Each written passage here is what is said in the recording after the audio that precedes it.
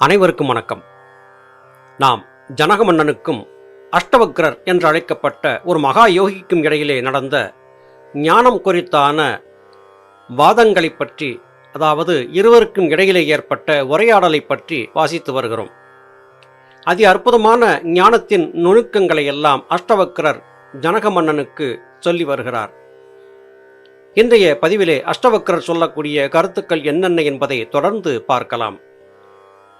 ஆத்மா, சாட்சி, விபு, பூரணம், ஒன்று, விடுதலை வடிவு, தொழில் அற்றது, பற்றற்றது, அவா அற்றது, அமைதிமயம், மாயையால் சம்சாரி போல் இலகும்.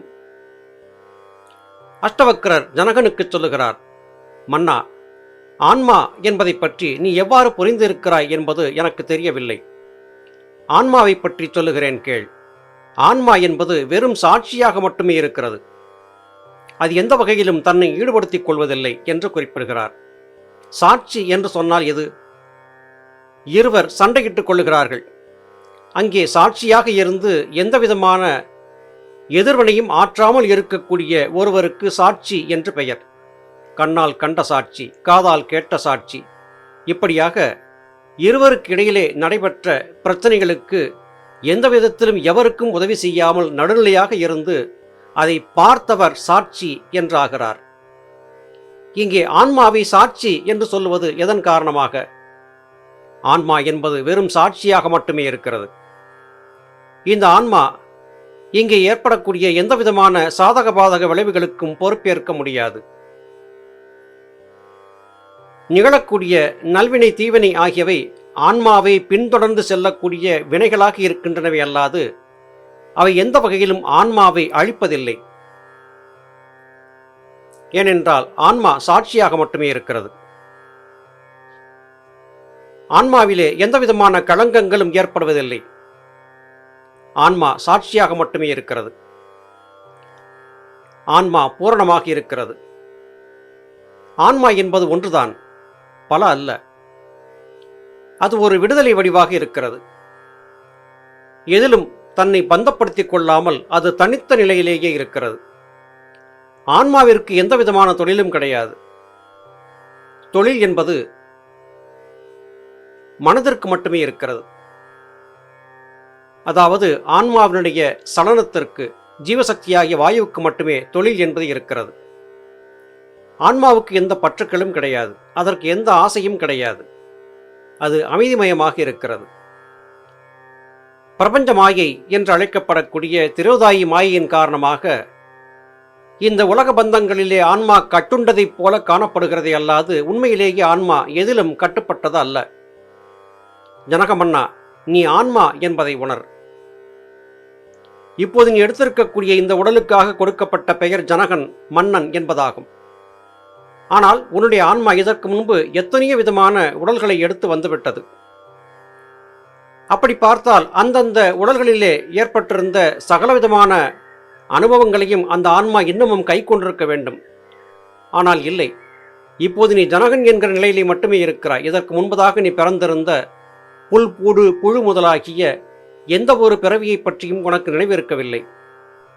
காரணம் யாதென்றால், நீ இப்போது வாழ்ந்திருக்கக்கூடிய இந்த உடல் மட்டுமே உன்னுடைய கர்மவினைகளுக்காக இப்போது நீ பயணிக்கக்கூடிய ஒரு வாகனமாக இருக்கிறது.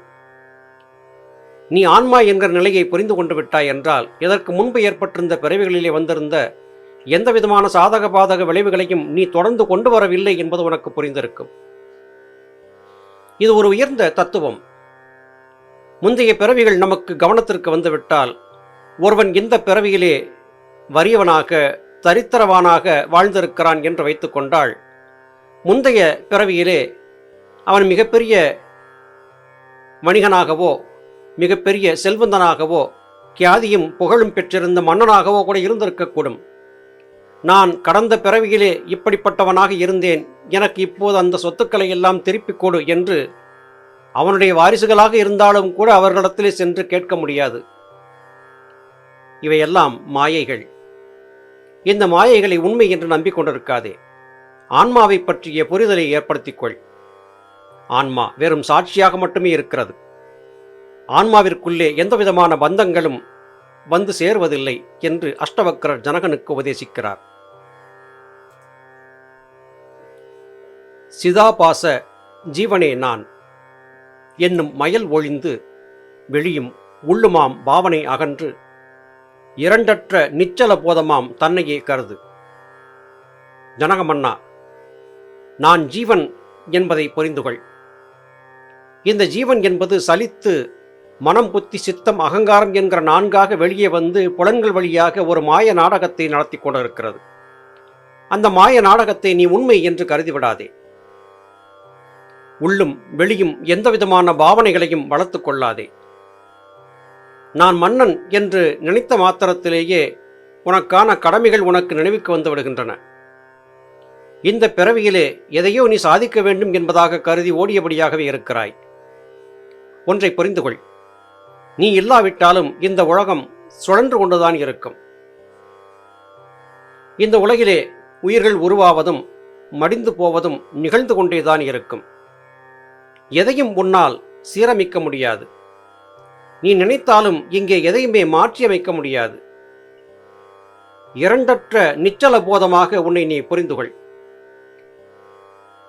பரமாத்மா, ஜீவாத்மா என்பதாக இரண்டை நீ கருதி கொண்டிருக்கிறாய். இறைவன் என்பவன் வேறு, நான் என்பது வேறு என்று கருதி இருக்கிறாய். இந்த குழப்பமான மனநிலை மட்டுமே உன்னை இந்த உலக பந்தத்திலே துன்பம் கொண்டவனாக மாற்றியமைத்திருக்கிறது. எல்லாவற்றையும் விட்டொழி. நானே எல்லாவற்றையும் காக்கக்கூடிய மன்னன் என்பதான உன்னுடைய மனநிலையை விட்டொழி. நான் என்கிற அகங்காரம் அது ஒரு மாயை என்பதை புரிந்துகொள். நீ சுமந்திருக்கக்கூடிய இந்த உடல் ஜனகன் என்று சொல்லிக் கொண்டால், இதற்கு முன்பதாக நீ சுமந்து வந்திருந்த உடல்களுக்கெல்லாம் என்ன பெயர் என்பது உனக்கு தெரியுமா? ஆன்மாவிற்கு இது எதுவுமே இல்லை. ஆன்மாவை எதுவுமே பந்தப்படுத்த முடியாது. ஆன்மா வெறும் சாட்சியாக மட்டுமே இருக்கிறது. எனவே நீ கொண்டிருக்கக்கூடிய இந்த மனித உடல் உண்மையானது அல்ல என்பதை புரிந்துகொள். தேக அபிமான கயிற்றால் வெகு காலம் கட்டுற்றனை மைந்தா, அறிவே நான் எனும் ஞான வாளால் அதை துணித்துச் சுகமே வாழ். ஞானபிதா சுவாமி சிவானந்த பரமஹம்சர் அவர்கள், மனதின் போக்கிலே வாழ்பவர்கள் எல்லோரும் பெண்கள். அறிவைக் கொண்டு மனதை அடக்கி ஆண்டவர்கள் ஆண்கள். மற்றவர்கள் ஆண்களும் அல்ல, பெண்களும் அல்ல, அலிகள் என்று சொல்லியிருந்தார்கள். அந்த கருத்துக்கள் அப்படியே இங்கே அஷ்டவக்கரருடைய வார்த்தைகளிலே பிரதிபலிப்பதையும் பாருங்கள். திரேதாயுகத்திலே நடந்திருந்த அஷ்டவக்கரர் ஜனகருடைய சம்வாதனையாக இருந்தாலும் சகல யுகங்களுக்கும் அது பொருந்தி போவதை பாருங்கள். தேகாபிமானம் என்கிற கயிற்றால் நீ வெகு காலம் கட்டுப்பட்டிருக்கிறாய் என்று அஷ்டவக்கரர் குறிப்பிடுகிறார். இப்போது எடுத்திருக்கக்கூடிய ஜனகன் என்கிற இந்த உடலிலே இப்போது உனக்கு அக்கறை இருக்கிறது. இதற்கு முன்பு நீ எந்த விதமான உடல்களை எடுத்திருந்தாலும் அந்த உடல் மீது உனக்கு அக்கறை இருந்துதான் வந்திருக்கிறது. ஆனால் அந்த உடலை நீங்கி இப்போது இந்த உடலுக்கு வந்திருக்கிறாய். அதுவும் மாயை, இதுவும் மாயை. நீ கொண்டிருக்கக்கூடிய இந்த இரண்டுமே மாயை என்பதை புரிந்துகொள். என் மகனே, அறிவே நான் என்பதை புரிந்து கொண்டு அறிவு என்கிற ஞானவாளால் மாயை, அபிமானம் என்று சொல்லக்கூடியவற்றையெல்லாம் வெட்டி வீசு. தேகாபிமானம் இருக்கும் வரையிலும் உனக்குள்ளே ஞானம் என்பது துளிர்க்காது. இந்த தேகம் என்பது நான் அல்ல என்பதை புரிந்துகொள். தேகம் என்றால் தகித்துக் கொண்டிருப்பது, அதாவது எரிந்து கொண்டிருப்பது. தேகத்திலே வெப்பம் என்பது தகித்தபடியாகவே இருக்கிறது.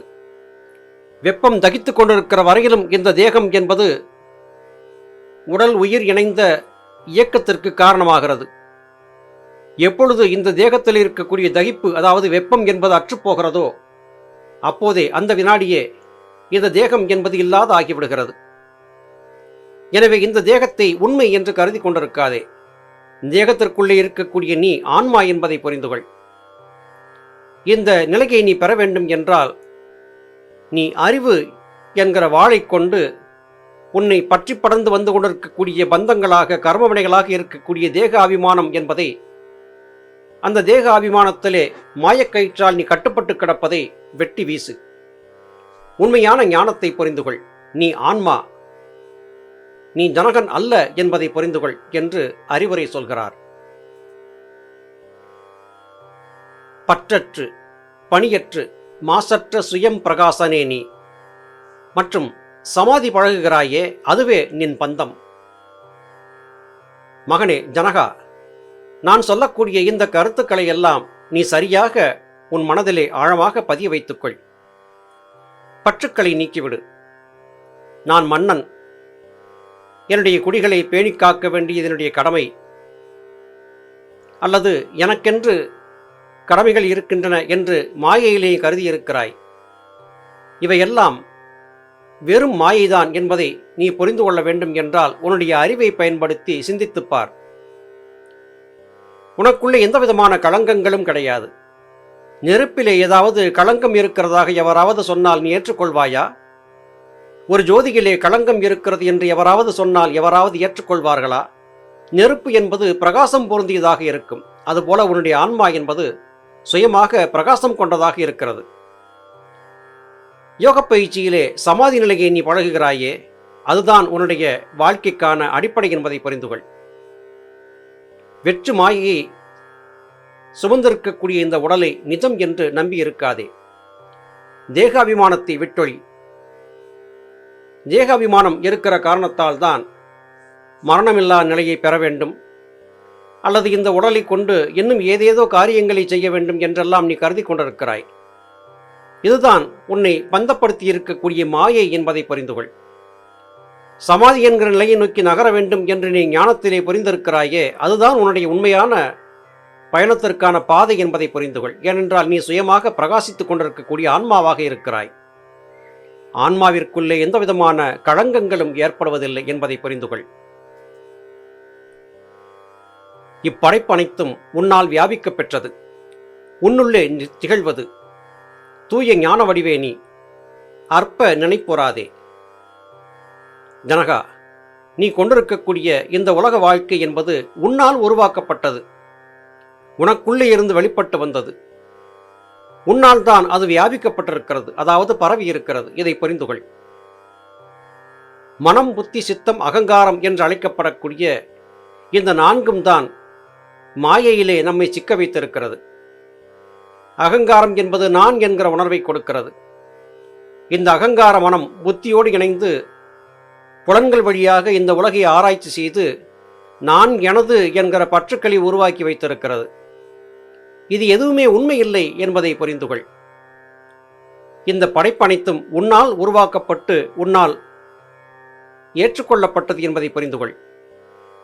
கண்களை மூடி ஆழ்ந்த உறக்கத்திலே, சுளுத்தி என்கிற அசைவற்ற உறக்கத்திலே இருக்கும்போது இவை எவையுமே உனக்குள்ளே இல்லை. மனதின் அகங்காரம் என்கிற கூறு வெளிப்பட்டு வந்து புத்தியோடு அது இணைந்து புலன்கள் வழியாக வெளியே சஞ்சரித்த போதுதான் நீ இப்போது நினைத்துக் கொண்டிருக்கக்கூடிய எல்லாமே இருக்கிறது. அப்படி பார்க்கும்போது நீ, நான், இன்னும் பல இருக்கக்கூடிய உயிர்கள் இவை யாவுமே ஆன்மாக்கள் என்பதை புரிந்துகொள். ஆன்மா என்பது ஒரு பிரகாசம் நிறைந்த ஜோதி. நெருப்பிலே வேறு வேறு பேதங்களை எப்படி கற்பிக்க முடியாதோ அதுபோல ஆன்மாக்களுக்குள்ளே பேதங்களை கற்பிக்க முடியாது. நீ தூய ஞான வடிவானவன் என்பதை புரிந்துகொள். இந்த உடல்தான் நீ என்பதை நினைத்து அற்ப நினைவோடு உன்னுடைய இந்த அரிதிலும் அரிதாக கிடைத்த வாழ்க்கையை தொலைத்து விடாதே. ஜனகமன்னா, இந்த உலக வாழ்க்கையிலே நீ கண்டு கொண்டிருக்கக்கூடிய இவை அனைத்துமே மாயை என்பதை புரிந்துகொள். ஞானியாக மாறு. சிந்தித்துப்பார். உன்னுடைய இந்த பிறவி இதற்கு முன்பதாக நீ எடுத்திருந்த பிறவியலோடு ஒப்பீடு செய்து பார்க்கும்போது உன்னால் முந்தைய பிறவிகளுக்குள்ளாக செல்ல முடியுமா என்பதை சிந்தித்துப்பார். அதுபோல இந்த பிறவியும் தொலைந்துவிடும். அதன் பிறகு அடுத்து எடுக்கக்கூடிய பிறவியிலே ஜனகன் என்கிற நினைப்பு அங்கே இருக்காது. இதை சரியாக புரிந்துகொள். நீ ஆன்மா என்பதை புரிந்துகொள். ஆன்மா சுயப்பிரகாசமானது என்பதை புரிந்துகொள். ஞானியாக மாறு என்று அஷ்டவக்ரர் ஜனகருக்கு உபதேசிக்கிறார். ஆன்மாவின் நிலை பற்றி மேலும் அஷ்டவக்ரர் சொல்கிறார்.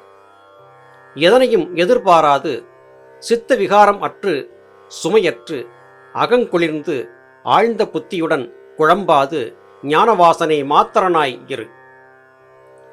ஜனகமன்னா, எதையுமே நீ எதிர்பார்த்திருக்காதே என்று கூறுகிறார். இதை அஷ்டவக்ரர் கூறுவதற்கு என்ன காரணம் என்றால், நாம் அஷ்டவக்ரர் ஜனகனுடைய உரையாடலின் தொடக்கத்திலே பார்த்தபோது தன்னுடைய சபையிலே வாசிக்கப்பட்ட ஒரு நூலிலே இருந்து குதிரையின் ஒரு சேனத்திலே கால் வைத்து மறு சேனத்திலே கால் வைப்பதற்குள்ளாக ஞானம் கிட்டும் என்று சொல்லி இருக்கிறார்களே, இதற்கு என்ன விளக்கம் என்று ஜனகன் கேட்டதிலே இருந்து தொடங்கியது. இப்போது ஜனகனுக்கு எதிர்பார்ப்பு இருக்கிறது. இது என்னவாக இருக்கும்? குதிரையின் ஒரு சேணத்தில் கால் வைத்து மறு சேணத்தில் கால் வைப்பதற்குள்ளாக ஞானம் கிடைக்கும் என்று சொல்லிவிட்டார்களே, இதை எப்படி அடைவது என்கிற எதிர்பார்ப்பு கிளம்பி இருக்கிறது. அது குறித்து ஏற்பட்ட அகம்பாவம் காரணமாக ஞானிகளாக இருந்தவர்களை எல்லாம் சிறையிலே அடைக்கக்கூடிய அளவிற்கு ஜனகன் கல் நெஞ்சக்காரனாக மாறியும் போனான். அவனுடைய அறியாமையை சுட்டிக்காட்டும் விதமாகவே அஷ்டவக்கரர் இங்கே இவ்வாறாக கூறுகிறார். எதனையும் எதிர்பாராதே, சித்து விகாரங்களை அற்று சுமையற்று இரு என்று குறிப்பிடுகிறார். உன்னுடைய சிந்தனையிலே பலவிதமான விகாரங்கள், குழப்பங்கள் ஏற்படுகின்றன. நீ மன்னன் என்கிற ஆணவத்திலே நீ கேட்ட கேள்விக்கு பதில் சொல்ல தெரியாத காரணத்தால் அறிஞர்களை எல்லாம் சிறைப்படுத்துகிறாய். இது நீ கொண்டிருக்கக்கூடிய அகங்காரத்தை குறிக்கிறது. உன்னுடைய மனதில் ஏற்படக்கூடிய விகாரங்களை குறிக்கிறது. அவற்றையெல்லாம் விட்டொழி, சுமையற்று இரு, மனதிலே பாரங்களை சுமந்து கொண்டிருக்காதே, அகம் குளிர்ந்தவனாக இரு. ஆழ்ந்த புத்தியோடு நான் சொல்லக்கூடிய இந்த கருத்துக்களை எல்லாம் சிந்தித்துப்பார். குழப்ப வயப்படாதே. ஞான வாசனையை சுவைக்க வேண்டும் என்கிற எண்ணம் கொண்டவனாக மட்டுமே நீ இரு. ஞானம் என்பது மட்டுமே முழுமையான புரிதலை உனக்கு கொடுக்கும். ஞானத்தை அடைய வேண்டும் என்றால் ஞானிகள் மகான்கள் சொல்லிக் கொடுத்தபடியாக சமாதி முதலாகிய யோக பயிற்சிகளை மேற்கொண்டு அதிலேயே சிரத்தையோடு உன்னை ஈடுபடுத்தி கொண்டு வா. அப்பொழுது மாத்திரமே குழப்பம் என்பது நீங்கி மனம் குளிர்ந்து ஆழ்ந்த புத்தி ஏற்பட்டு சித்த விகாரங்கள் என்கிற சுமைகளெல்லாம் தீர்ந்து போய் எந்த விதமான எதிர்பார்ப்பும் இல்லாதவனாக சுத்த ஞானியாக நீ மாற முடியும். ஜனகமன்னா, இங்கே நான் சொல்லி வரக்கூடிய கருத்துக்களை எல்லாம் மனதிலே இருத்தி ஆழ்ந்து சிந்தித்துப்பார். நீ ஆன்மா என்பதை தவிர்த்து வேறு ஏதுமே இல்லை என்பதை புரிந்துகொள். ஆன்மா எதற்குள்ளும் கட்டுப்படாது. ஆன்மாவை எதுவுமே பந்தப்படுத்தாது. ஆன்மாவிலே களங்கங்கள் ஏற்படாது. இவற்றை சரியாக புரிந்து கொள்ள முயற்சி செய் என்று அஷ்டவக்கரர் ஜனகனுக்கு உபதேசிக்கிறார். அருமை சகோதர சகோதரிகளே, ஆன்மாவை பற்றியதான புரிதல் என்பது இல்லாத காரணத்தாலேயே மனிதன் குழப்பவயப்பட்டவனாக இருக்கிறான். ஆன்மா இந்த பிறவியில் எடுத்திருக்கக்கூடிய உடலை நீங்கி எண்ணற்ற உடல்களை இதுவரையிலும் பெற்று வந்திருக்கிறது. ஆன்மாவிலே ஏற்பட்டிருந்த சலனங்கள், குழப்பங்கள் நீங்கும் போது நான் ஆன்மா என்பதை புரிந்தபோது அது பராபரத்தோடு ஐக்கியம் பெறுகிறது. இந்த பக்குவத்தை பெறுவதற்கு நீண்ட நெடிய காலம் தவம் இயற்ற வேண்டிய அவசியம் இருக்கும். இதை சொல்லும்போது பல வேளைகளிலே எனக்குள்ளே வினாக்கள் எழும்பியது உண்டு. ஆன்மா என்பது பராபரத்தின் கூறு என்றால் எதற்காக பராபரம் இத்தனை ஆன்மாக்களை படைக்க வேண்டும்? எதற்காக இத்தனை பிறவிகளை எடுக்கச் செய்ய வேண்டும்? எதற்காக குழப்பங்கள் முதலாகிய நிலைகளை கொடுக்க வேண்டும்? பராபரத்தின் நோக்கம்தான் என்ன? ஏன் இவையெல்லாம் நிகழ்கின்றன என்பதை பற்றி சிந்தித்ததுண்டு. அதை பற்றி சிந்திக்கும் போது ஞானபிதா சுவாமி சிவானந்த பரமஹம்சர் அவர்களால் அருளி செய்யப்பட்ட சித்தவேதத்திலே இவை மாயை, சொப்னங்கள் நீங்கிய போது நீ எங்கே இருந்தாய் என்பது உனக்கு புரிந்துவிடும் என்று அருள் இருந்தார்கள். அதையும் ஒப்பீடு செய்து பார்த்தபோது இப்போது நாம் குழப்பத்திலே இருக்கிறோம். இந்த குழப்பம் நீங்கி ஆன்மா என்கிற நிலைக்கு செல்லும் போதுதான் இதற்கான விளக்கம் கிடைக்கும் என்பதை புரிந்து கொண்டேன். ஆன்மா என்கிற நிலையை சென்றடைய வேண்டும் என்றால் பொறுமை என்பது அவசியம். ஒருவர் ஆழ்ந்து உறங்கிக் கொண்டிருக்கிறார். அவர் கனவிலே எதையெல்லாமோ கண்டு பிதற்றியபடியாக, வாய் உளறியபடியாக இருக்கிறார். அவன் சொப்பனத்திலே உளறுகிறான் என்று நாம் சொல்லுகிறோம். அருகிலே இருக்கக்கூடிய அவனுடைய உறவினர்கள் அவனை அசைத்து உசுப்பி எழுப்புகிறார்கள். என்னப்பா, ஏதேதோ உளறிக் கொண்டிருந்தாயே என்று கேட்கிறார்கள். அப்போதுதான் தான் இதுவரையிலும் கண்டிருந்தது கனவு என்பது அவருக்கு தெரிகிறது. ஓஹோ, இந்த கனவுதான் இதுவரையிலும் என்னை குழப்பத்திலே ஆழ்த்தி வைத்திருந்ததோ என்று எண்ணி ஆசுவாச பெருமூச்சை விடுகிறார். அதுபோல நாம் இப்போது வாழ்ந்து கொண்டிருக்கக்கூடிய இந்த மனித உடல் வாழ்க்கை என்பதும் மாயை, சொப்பன வாழ்க்கை என்றே மகான்கள் சொல்லுகிறார்கள். இந்த சொப்பனத்திலே இருந்து நம்மை அசைத்து மீட்டு வெளியே கொண்டு வருவதற்கு குருமார்களால் மாத்திரமே முடியும். நமக்குள்ளே கிளம்பக்கூடிய பராபரத்தின் நோக்கம் என்ன என்பது குறித்தான வினாக்களுக்கான விடையெல்லாம் இந்த கனவுமயமாக இருக்கக்கூடிய சொப்பன வாழ்க்கை நீங்கிய போது நிச்சயமாக தெரிந்துவிடும். அதை எப்போது தெரிந்து கொள்வது என்பதை குறித்து அறிந்து கொள்வதற்காக உங்களைப் போலவே நானும் ஆவலோடு காத்திருக்கிறேன். காலம் கனியும். அதுவரையிலும் ஞானிகள், மகான்கள் நமக்கு சொல்லிக் கொடுத்தபடியான யோக பயிற்சிகளை செய்தபடியாகவே பயணித்திருப்போம். மீண்டும் அடுத்த பதிவிலே உங்களை சந்திக்கிறேன். அதுவரையிலும் நன்றி, வணக்கம்.